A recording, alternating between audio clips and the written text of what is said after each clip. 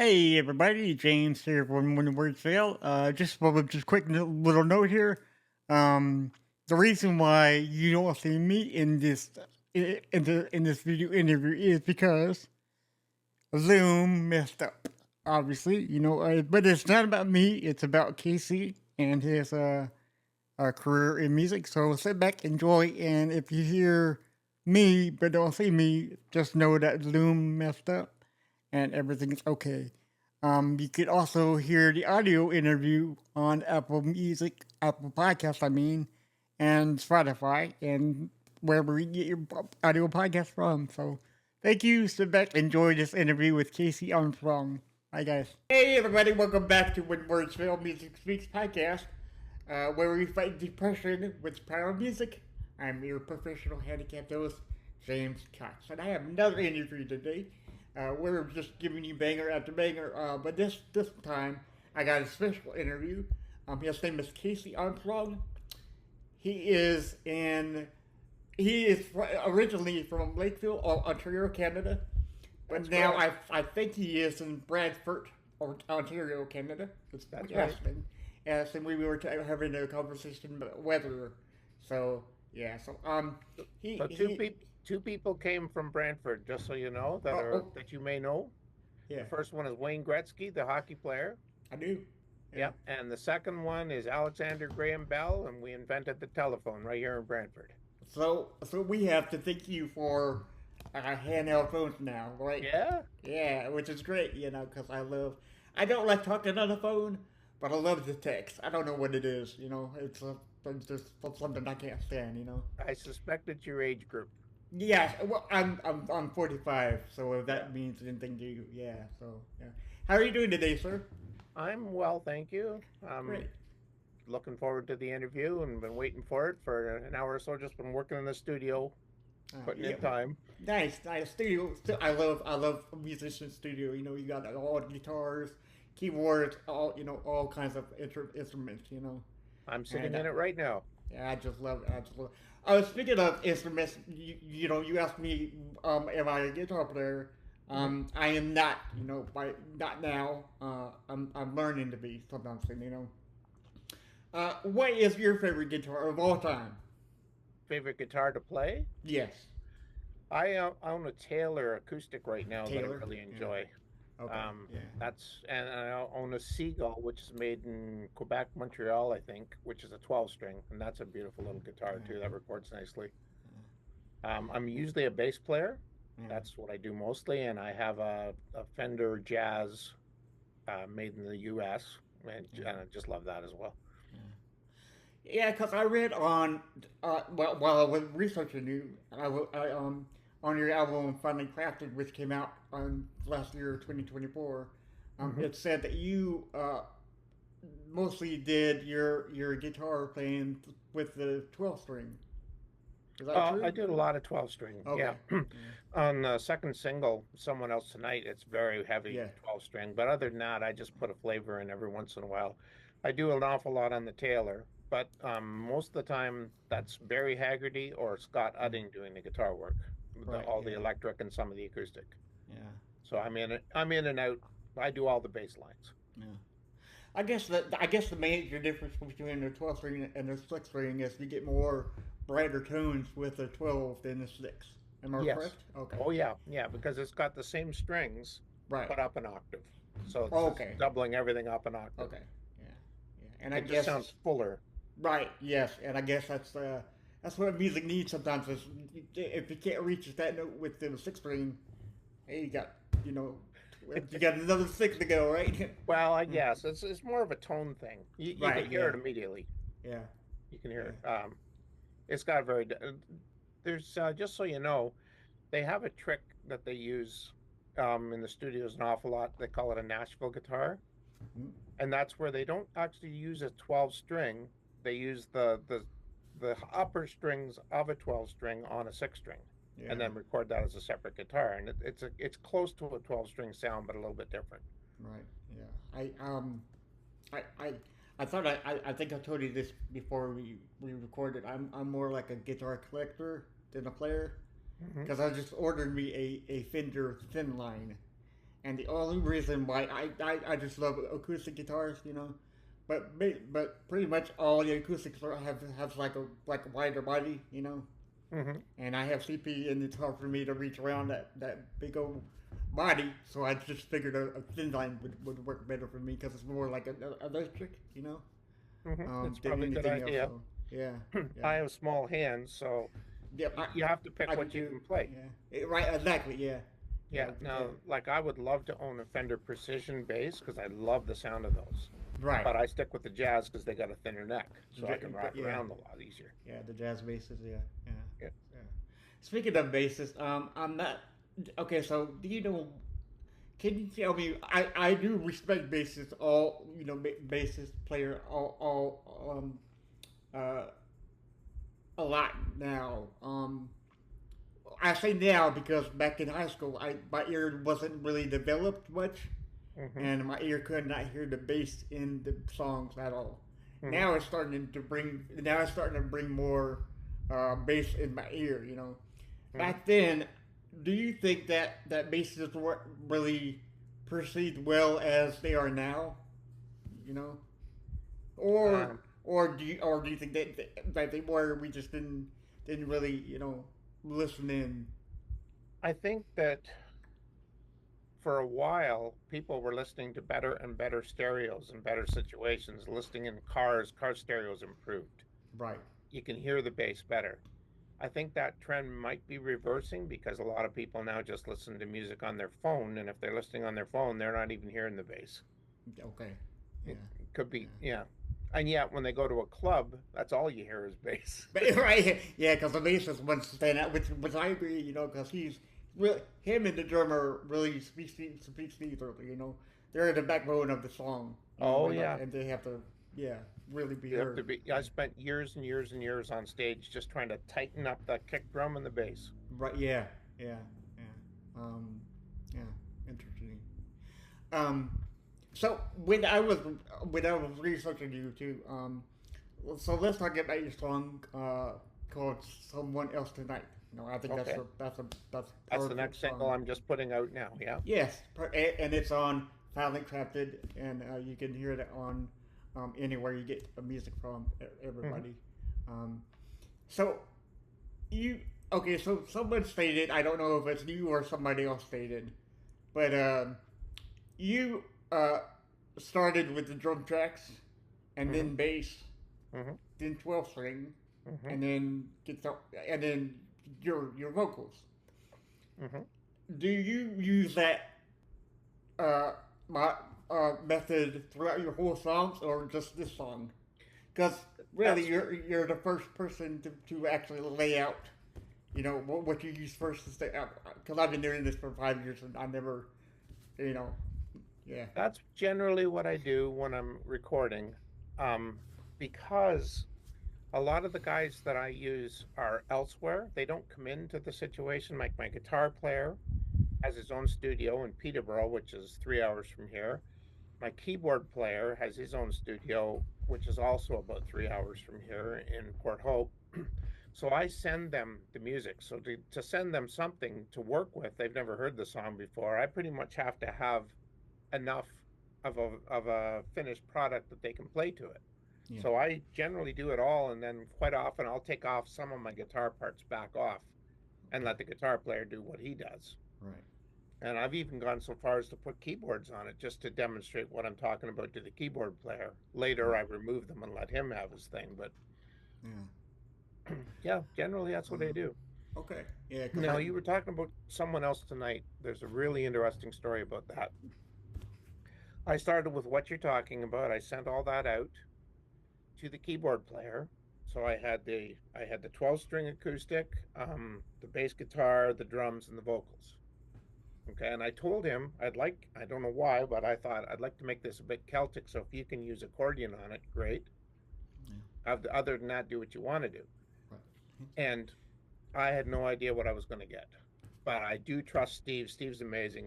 He plays in one of the top bands in Canada right now, Jim Cuddy band. They're just fantastic. They're gold records and everything. Eh?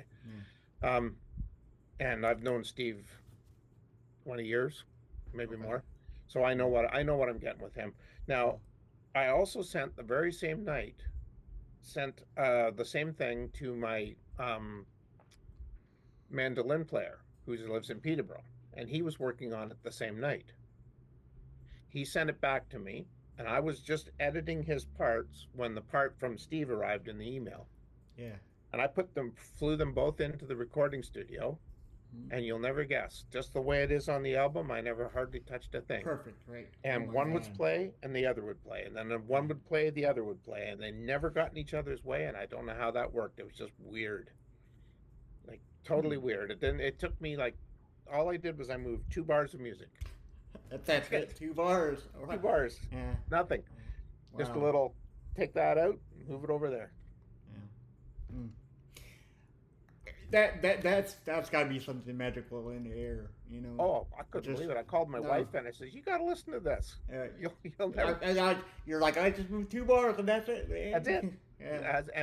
And if you listen to how that song goes together, Mhm. the interplay, especially at the end of the song, we all take a second. Like it just goes from one, the lead guitar, and then you'll hear the background vocalist will come in for a second. The bass will jump up. The drums will do something. The keyboards will do something. Yeah. All just one at a time, but it all just fit together like a jigsaw puzzle. Yeah, wow, that's amazing. You know, very few artists get that from people that they work with. You know, so Yeah, yeah. But it's partly because Steve and I have worked together so often. Okay. We sort of read each other. Right. It's almost like being on stage because we used to play together on stage a lot too.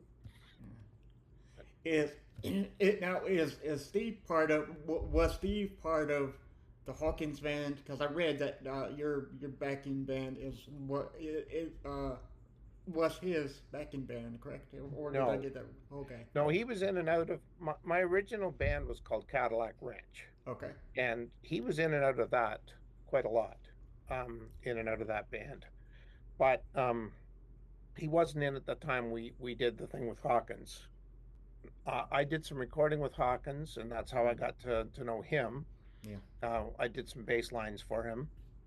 And then later on, I just happened to be at his place working on a recording with his son, Robin Hawkins, who's a guitar player and has his own band as well. And the two of us were working in the living room, and Ronnie comes walking through the door. Now, you know who Ronnie is, right? Yeah. Yeah.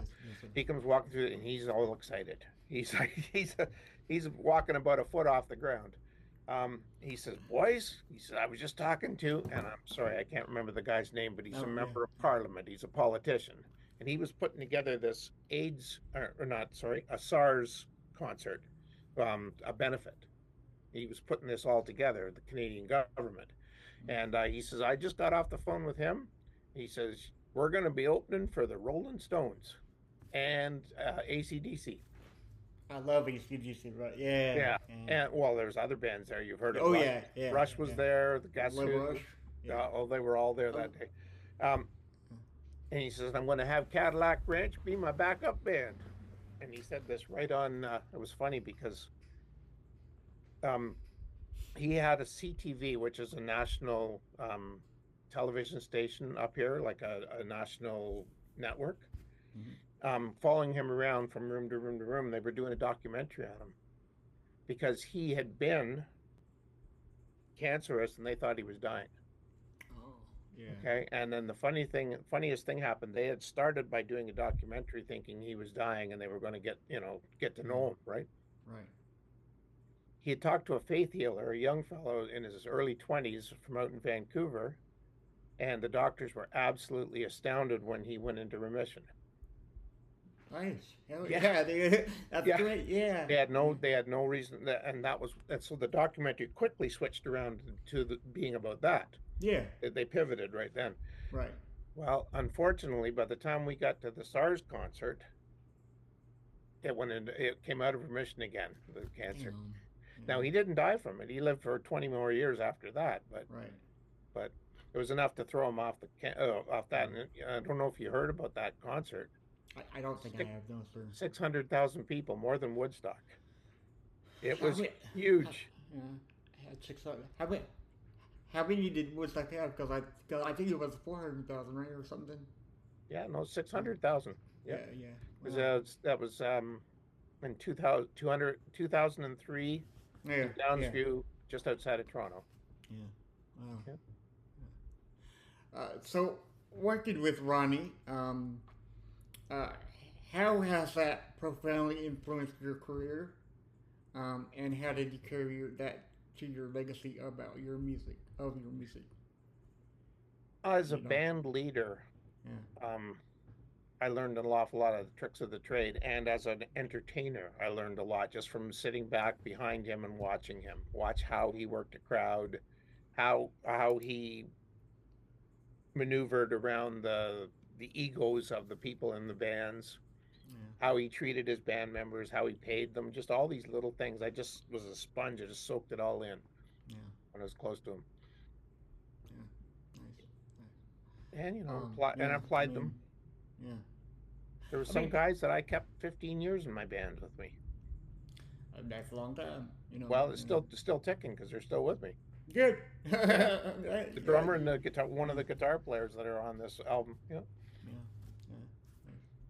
Yeah. Um, so let's go back to the song "I Don't Care" for just a minute, because I read something that's very, very. I want to see if this is true or not, because I want to be, very true to what I talk about, Hmm. So I read that "I Don't Care" was a short, that came from short uh, tutorials from TikTok, right?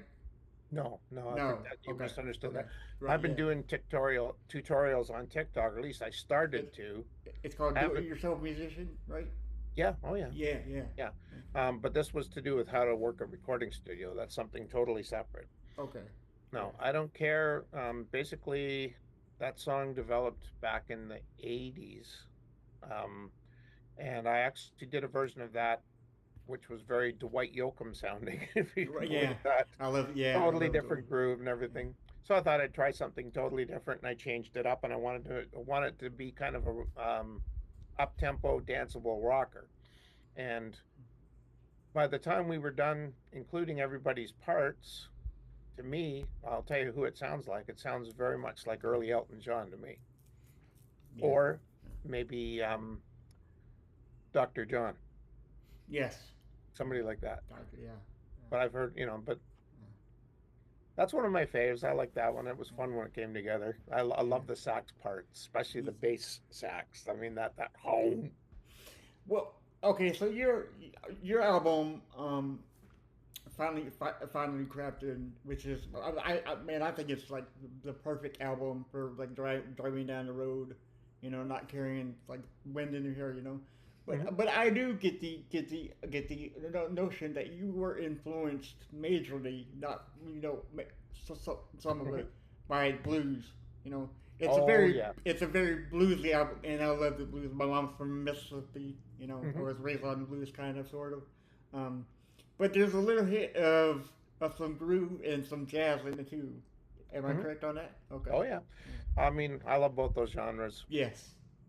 Just prior to recording that album, we had put together a trio, a blues trio, and we had been rehearsing for 2 or 3 years and learned a whole night of material of stuff that I had never learned before and never heard before. Yeah. And, going way back to the roots of blues. And Mm. yeah, I love blues. Blues is where Absolutely. yeah. Blues is where it's at, cause Who's your favorite blues artist? oh God, blues artist. It's gotta be BB King, Oh, BB King, or Stevie Ray Vaughan. Those are the okay. two major ones. Now there was a guy in Clarksdale, Mississippi, where my mom's from. We visited all the time, and his name was Super Chicken. You know, yeah, right. So, and he was like by far the best blues guitarist ever that I've ever heard. Hmm.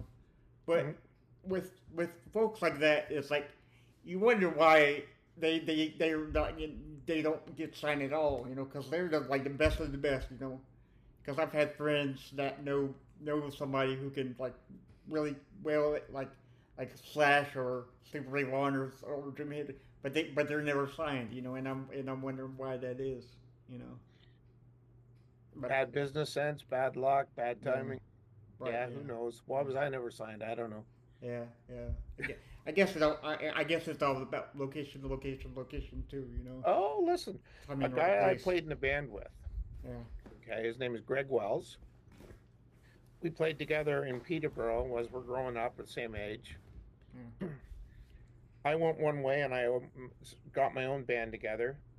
He got in with a guy named Kim Mitchell. You probably don't know Kim Mitchell, but in Mm. Canada, he's gold record and platinum records and really well known. Right. Okay.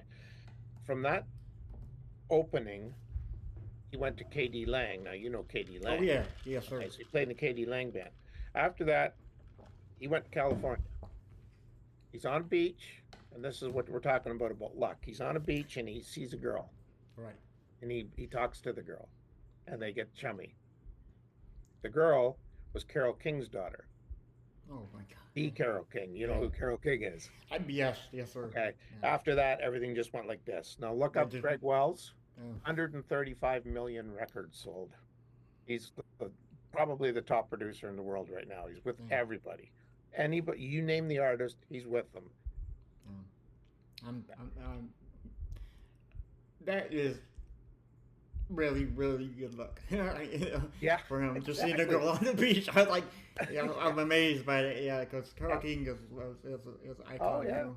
Yeah. I mean, So, you look him up. He's writing songs for Elton John, Aerosmith.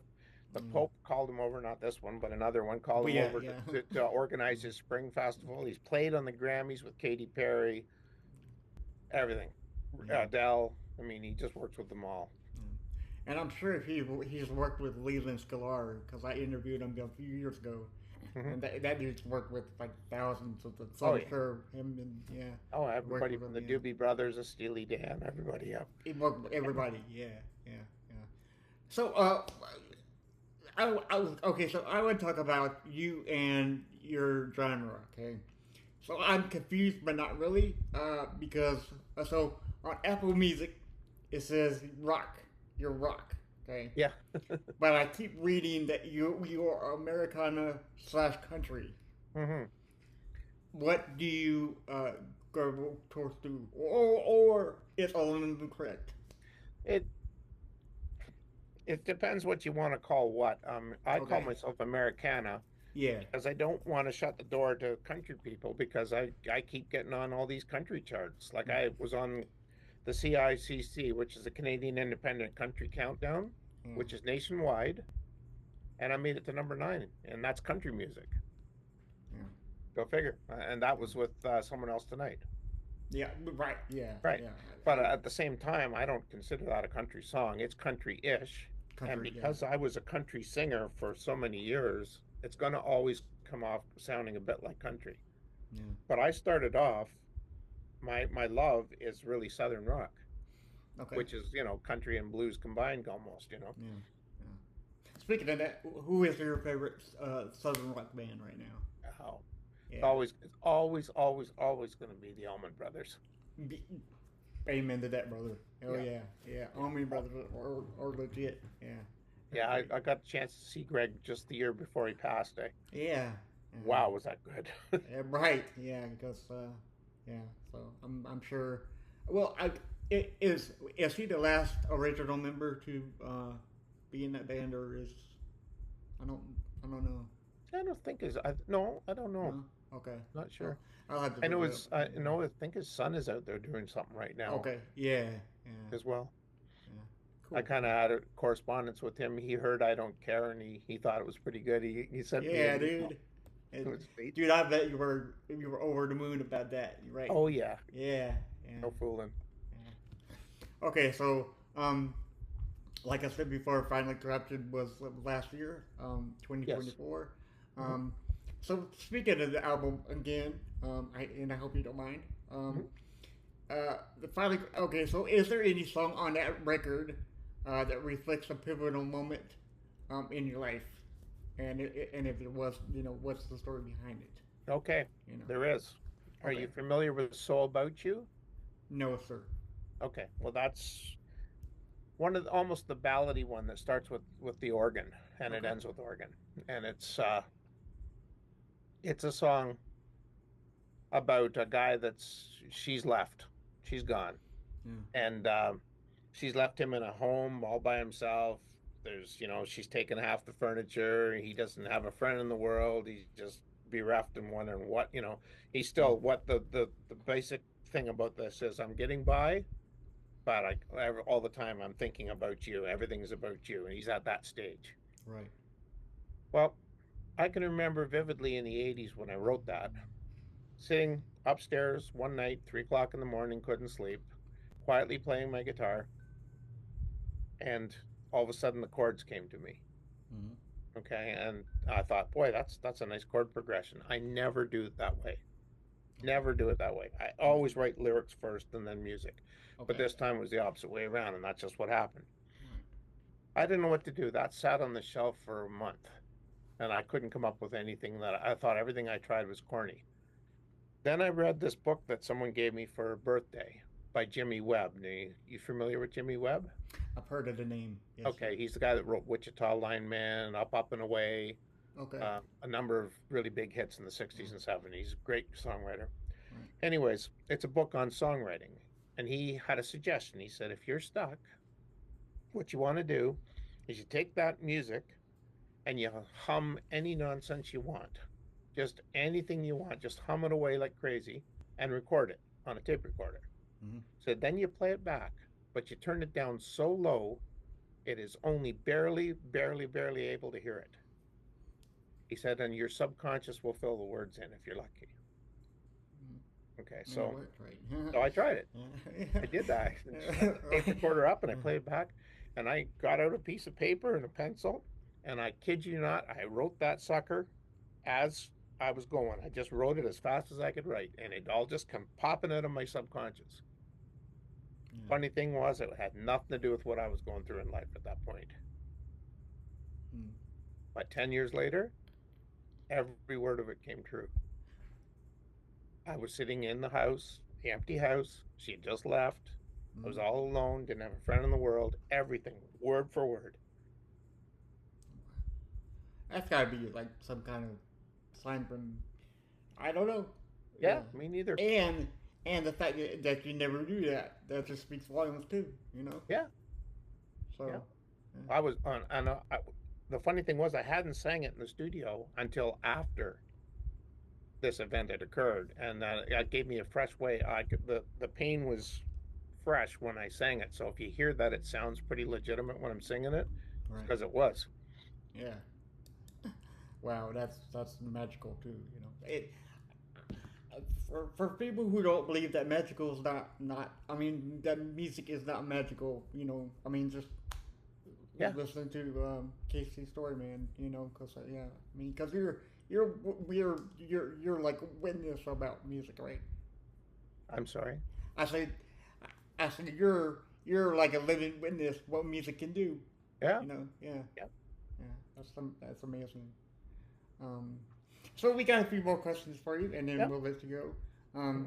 So I know that I always ask you this because I never know who's listening. You know, maybe there's some potential musicians in the future. You know, and you've been around the block a moment or two. You know. Longer than you would think. Longer than right, yeah. Yes, sir. Yes, sir. If you were just take a wild stab at this, what's my age? Looking at you right now, Yep. I say 53. Yeah. I'm going to be a senior citizen in less than a month. Or No, just you're over not. a month. No, Yeah. you're not. I I don't am. believe it. I do not believe it. You are looking great, brother. You Well, know. thank you. Yes, sir. So yes, I've been sir. around a little while, yeah. You've been around the block. All right. Yeah. So, there could be some upcoming musicians listening to the show. So you are in the music industry, you know, with all that entails, you know.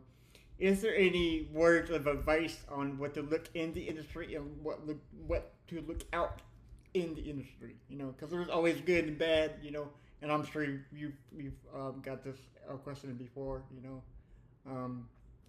Everything's changed. I mean, the music industry that I grew up to was so totally different. You could work 7 nights a week playing. Right. And the only nights a week when you didn't get less than a full house would be Monday and Tuesday.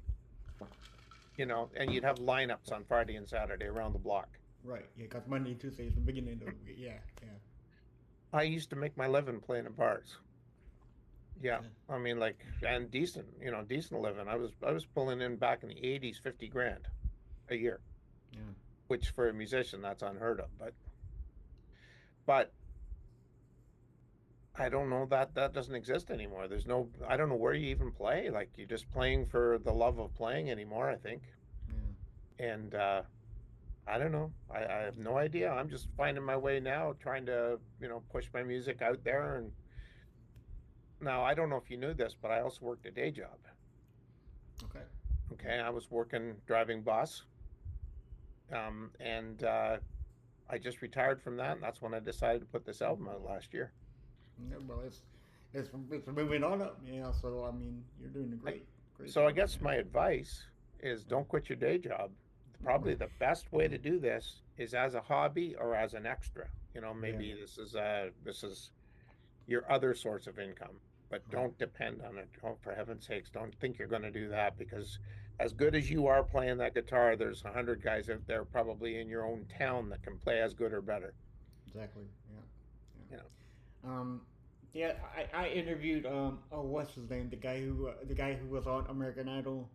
He's a janitor, but he won American Idol this past year sometime. But he's still janitor. He's still doing his job, but then he's getting all of the music thing aside. So I guess it's like a hobby for him. And and I know that's a smart man. He's not putting all his eggs in one basket. Yes, pretty smart too. Yeah. Yeah. So. But I mean, do it because you love doing it, and the one good upside to that whole method of operation is you can do what you want. I can put out an Americana album, even if no one knows what Americana is. It doesn't care. I don't care. If I want to put something like, I don't know if you caught, I put a reggae song on that album. I don't think I caught it right now. No, that's called The Rebel. You want to check that one out. That's totally different again for the rest of the album. But that's the nice thing about putting it out yourself and not worrying about making your living from it. You have a lot more freedom. Do what you want. Yeah. Nice. And you don't, in the end, you don't have to please anybody but yourself. No, you do it for you and do it for your own. Yeah. Now, if you were Justin Timberlake, life and death depends on whether you put the exact right song out. Yeah, big time. Yeah. Because people expect bigger and better music from bigger artists. Yeah, and they want familiar. They want their next song to sound like their last song. Yeah. So it's again, it's too bad that those days are gone, but at the same time, it's kind of neat where we're at right now. You can do a recording studio in your basement, which is what I've done. Exactly. Yeah. And, But something else has changed now in the music industry, and I'm sure you know it too, is talking with these musicians and these independent artists. They always tell me you gotta play covers to get people in to come in to see you, but then you have to play your originals later on in the show. It wasn't like that back in the 80s and 90s, Yeah. Because before that, kind of, but not. But there wasn't a lot of covers back then as now. Now everybody's doing covers, and I keep hearing from independent artists, you gotta play covers to get people to see you, and then you can shine with your own, original. There's nothing wrong with doing covers. I mean, no. John Mayer, his live album, he puts out a Tom Petty and somebody else. I forget who the second one was, but he's doing covers. Yeah. But at the same time, I'm not interested in doing covers anymore. I've done that to death in my life. Yeah, you're right. I lived off that. Yeah. And singing Alan Jackson, whatever. Alan Jackson, you can't beat him, you can't beat him, But I understand that it gets kind of redundant, during the day and night. Yeah. So you want to, up the game with your own music, Yep. So that's the next project. I want to get this playing festivals, and nice. just the ones I feel like playing because I don't depend on this for a living. Right, right. I do have another question for you. Have Mhm. you ever gotten a bad sweater for Christmas? And I think I know where. Yeah, yes. I love bad sweaters. I've never got one in my life, thank God. But I mean, I hate that sweater is a single Yep. came November 29th last year. Yep. Um, so have you got a bad sweater? I mean, is Oh it yeah, for you bet I do. okay? And I don't know. Okay. I don't know if you caught that, but that's really my wife doing all the talking on that as No, I well. didn't. Okay, yeah, Yeah, yeah. and she's not anything like the character. I had to coax it out of her, but it was a lot of fun. We did that. Right. Now, if you're paying attention to the album, check out the song "Don't Keep Me Waiting" Okay. 'cause it's the same song. Oh, really? Yeah, Okay. my publicist told me there's a contest coming up. You got 2 weeks to put a song together. He says just do an old Christmas standard or whatever. And I started thinking to myself, royalties, because this is something that pays royalties. It's on Yeah. radio, right? Right. I said royalties wise, that doesn't leave you much. That leaves you all the old in Holy Night and Silent Night, and Right. I Kind don't of, know. kind I of played. didn't feel Yeah. like it. Yeah. And for some reason, I just kept on hearing that song, and I thought, that's fun and up tempo. I'll try it. So I sat down and I wrote that very quickly. I couldn't believe it just came to me. Yeah. The lyric change. Yeah. Then I started putting all the bells on myself, make it sound Christmassy, and I Yeah. Right. Yeah. Yeah. Yeah. I bought one of those, and I got Mary Ellen in to do the singing parts, and then my wife and I just did that, and we threw it all together in less than 2 weeks, and that won Cashbox's contest for the year. Best most Wow. requested song. They even had requests coming from Europe for that. Not, I love the song. The song's great. You know. Yep. Hell yeah. It reminds me of stuff that I did not want to get for Christmas. And I guess that's what bad sweaters are kind of but everybody likes some bad sweater. Yeah. Here or Oh there. yeah. I mean they're always Did, fun. did you watch the video for it? I did not. I Oh, just real I listened to the song, but I didn't know that there was a video for it right now. I have But I will check it 13, out. 13 videos out Okay. right now, and Okay. that's one of them. You want to check that out. It's Okay. cute. It's all the I'll people with bad sweaters. oh no, I'll find it and then I'll link it in the description so the audience can go to that and view that video. Um, Three more questions and then we'll let you go. Mhm. Okay, so let's go in the Wayback Machine. Okay, let's go to KC in his 17, 18, 19 year. Okay. Mhm. Now we're inside your room, looking around the walls. Okay. Mhm. Is there any musical posters on your walls, or is there Poster, any post, posters at all? poster of the Dallas Cowboy cheerleaders and Farrah Fawcett, but I don't think there was any Yes. musical ones. No. Well, that's all you need, right? Is Farrah Yep. Fawcett band. Farrah Fawcett was killing it back in the day. Yeah, Yeah. I loved her too. But here's something that's interesting. Do you remember the song? It's the last one on the album called "Waiting for the Rain to Fall." Yes, yes, sir. Yeah, I wrote that when I was 17. 17. 17. That's how long it's been in Okay. the can. Yeah, yeah. Well, Yeah. so okay. So another question comes up, right? So, what made you hold on to these songs so long? You didn't want to put them out until now. I got married early. Okay. I met a girl, and she had a 1-year-old son, and I adopted him and married her. And I was with her for 24 years, Mm. and I had to go out and make some money. So I worked a day job, and then when that fell through, I started working in bars, and there just was not any budget. I had barely getting by, and there wasn't any budget to record. And back then, nobody had a home recording studio.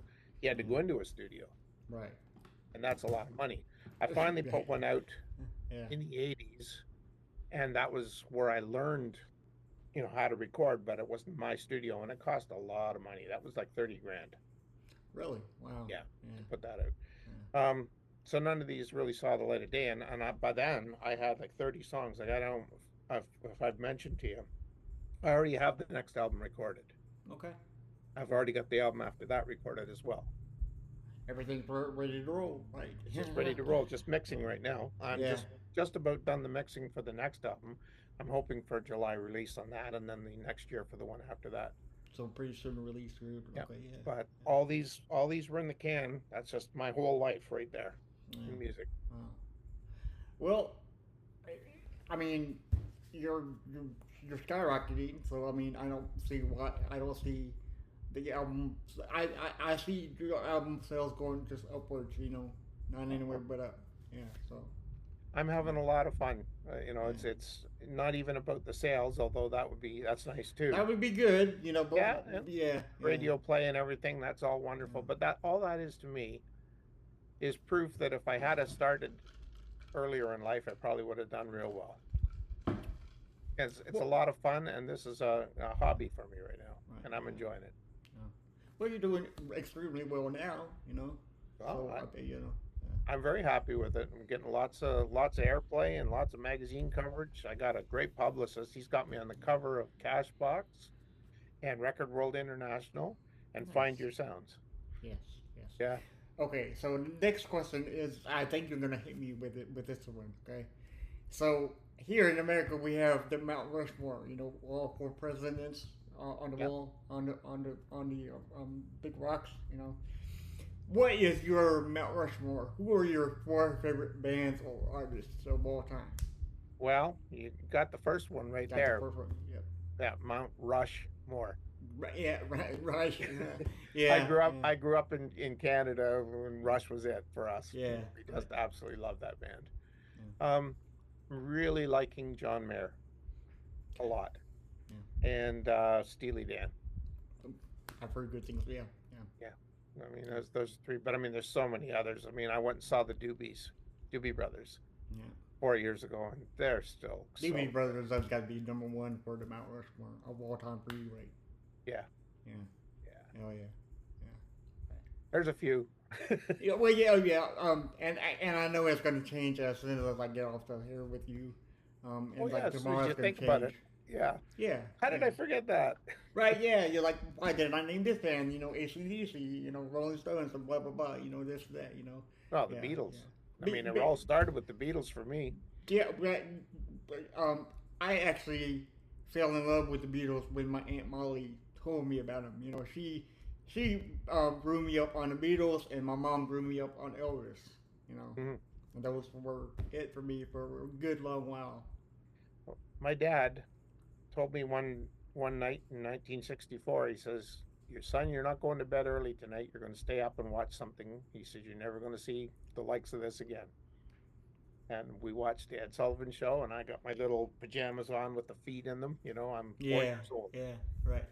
Beatles came on the Ed Sullivan Show, and I saw them, and I was just Yeah, jaw dropped. And ever since then, it's been the rest of my life yeah. thinking that way. And one song on the album, "The Rebel," Hmm. I had the pleasure of getting that mastered at Abbey Road Studio. Yeah, Really? yeah. Wow. Hmm. So I'm going to ask you this, and I probably know the answer. Have you ever met Ringo or John? I mean, Paul, not John. No, I haven't. No. I think I just missed them because who used to hang around them a lot was Ronnie Hawkins. Oh, okay. Yeah, Yeah. and John Lennon, Yoko, and George Harrison all spent weeks living with Ronnie just to get away from people. And they used to come to his house. Yeah. Yeah. Just to feel normal, I guess. Yeah, Yeah. to get away from it all. Yeah. It was that kind of place, though. It's just on a lake, just beautiful and big, Secluded. big. Yes. Yeah, very comfortable house, big and homey. Right. Nice. Well, our final question for you today is going to be the hardest question besides those two questions. But I figured you can knock it out of the park. Sure. Is there one song, artist, or album that you can listen to, but you can't tell me or your wife or anybody else how it makes you feel deep inside your heart? Yep. One song. Okay. It's called "Into the Mystic" by Van Morrison. Yes, I love that song. Yeah, but there's another level, another layer on that. There's something very mystical about that song. Yeah. No pun intended, right? Yeah, oh no, not at all. No, Yeah, yeah, yeah. it's I mean deeply personal. that's just really, really captivating and moving, you know. And every time I listen to it, I just stop whatever I'm doing, you know. Yeah, With if I'm busy doing something else, I just stop and listen to it, you know, because that song to me is one of the most powerful songs in history. That yeah. I don't think anybody else can capture besides Van Morrison. I mean, he's one of a You know who kind, you did a know. real nice remake of that was Colin James. Okay, Check that out if you get a okay. chance. But it's not as good as Van Morrison, nothing. No, hell, I But mean, it's close. it's Van Morrison. Come on now, you know, it's great. It's great. It's great. All right.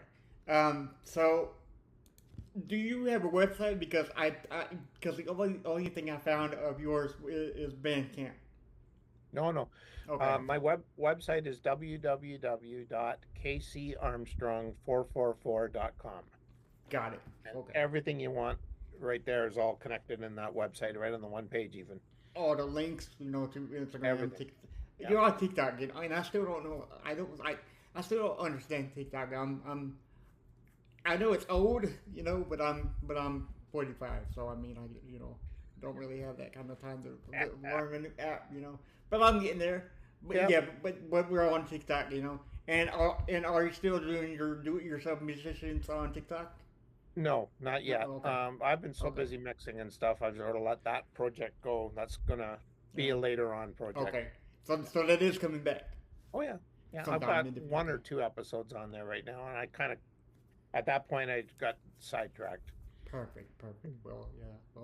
Well, I'll link all the links in the bottom of the description here, and then we honestly love you, and we want you to come back anytime you want to, You and let me know. I'd love to. It's been yes, great sir. talking to you. Yes, sir. Thank you for coming on. All right. Okay. And with that said, everybody, thank you so much for listening, and always remember when the words fail, music speaks. Bye, guys.